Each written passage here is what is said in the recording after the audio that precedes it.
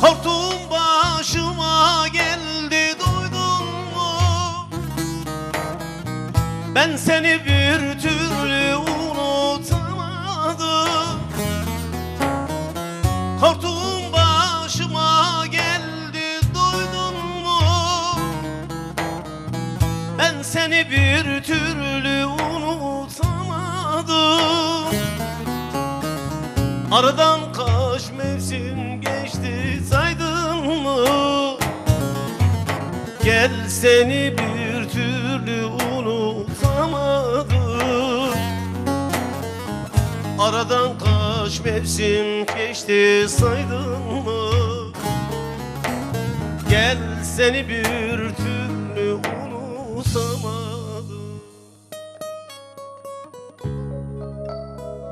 Sensizlik öyle zor, öyle zalim ki İçimde bir yerler kanıyor sanki. Bir başka yüreğe yar olamam ki. Ben seni bir türlü unutamadım. Sensizlik öyle zor, öyle zalim ki İçimde bir yerler kanıyor sanki. Bir başka yüreğe yar olamam ki. Ben seni bir türlü unutamadım.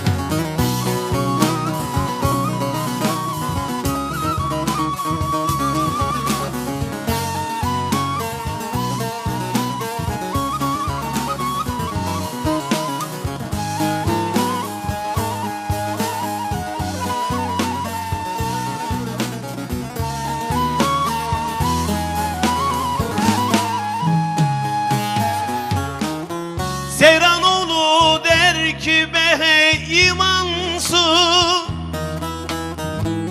gidecek ne vardı böyle zamansız. Seyranoğlu der ki be hey vicdansız, gidecek ne vardı böyle zamansız. Hiçbir şey yolunda gitmiyor sensiz. Gel seni bir türlü unutamadım. Hiçbir şey yolunda gitmiyor sensiz. Ben seni bir türlü unutamadım.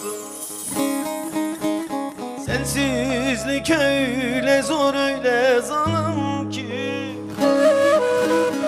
İçimde bir yerler kanıyor sanki.